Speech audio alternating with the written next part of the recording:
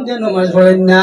ও বন্ধু, যে বন্ধু তুমি নামাজ পড়ো, তোমার দায়িত্ব এবং কর্তব্য রাসূলুল্লাহ ফরমাইতরা ও আমরুম বিল মারুফ, তোমার বেনামাজি বন্ধুর তুমি নামাজে শুনলা বাইরে। এখন মসজিদের মধ্যে আসর আজান হইছে, আমি নামাজের মধ্যে যাইতাম, আমার সাথে তুমি আই যাও, আমরা দুই ভাই একসাথে জামাতে আসর নামাজ আদায় করে সুবহানাল্লাহ। একজন মানুষের যদি একজন মানুষের কল্যাণের দিকে দিয়ে আহ্বান করিতে লাভ কি তাইব? বুখারী শরীফের হাদিস, রাসূলুল্লাহ ফরমাইতরা একজন মুসলমানে আর একজন মুসলমানরে যদি নেকির দিকে দিয়ে আহ্বান করেন, কল্যাণের দিকে দিয়ে আহ্বান করেন, এই আহ্বান করার কারণে এই মানুষরা নেকি দান করবা বেলা দিকে দি ডাকিলে বলে নেকি দান করেন। তবে জানার ডাকিবা হেনর নেকি তিন সমানই হইতো না। আল্লাহ রহমান, আল্লাহ রাহিম, আল্লাহ রহমাত আলা, আল্লাহর কোনো কিছু কমি নাই। তো ৪ নম্বর আমরা শুনছি নবীজির হাদিস যে বালা কাজের আদেশ দিতাম রাস্তার মধ্যে বদ থাকলে।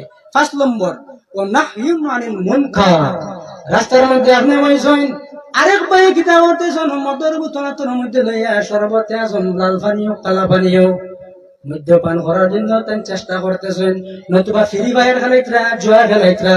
কোরআন শরীফের মধ্যে আয়াত আছে, আল্লাহ জুয়া হারাম করছেন, মূর্তি পূজা হারাম করছেন, মদ্যপান করা হারাম করছেন।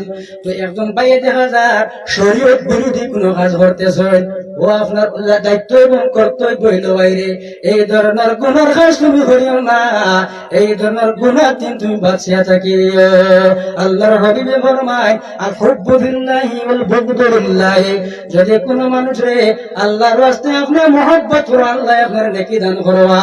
আর যদি কেউ শরীয়তের কোনো বিরোধী কোনো কাজ করে লাই, এই মানুষরে আপনি যদি ঘৃণা করো, আল্লাহ আপনার নেকি দান করবা।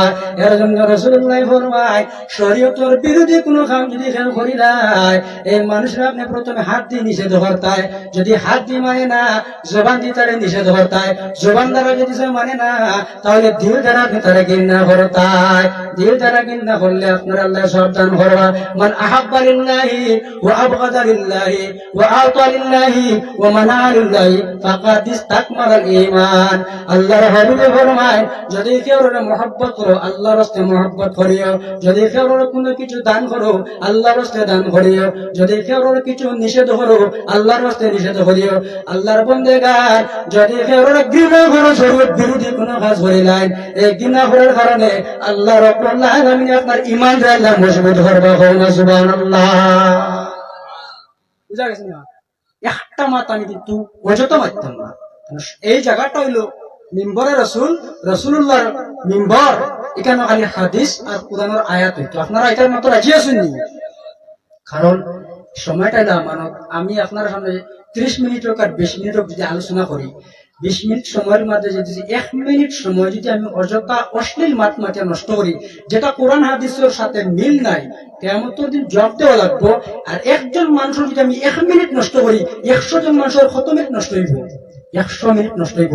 100 মিনিটের জবাব কিয়ামতের দিন দেওয়া লাগবো।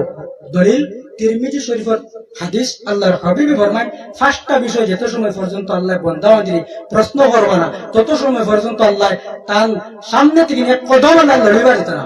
লা তাজুলু কদম ইবনে আদম ইয়াউমাল কিয়ামাতি মিন ইনদি রাব্বি হাত্তা ইসআল আন খামসিন, আন উমুরি ফিমা আফনা, জীবন সম্পর্কে, ওয়ান শাবাবি ফিমা আবলা, যৌবন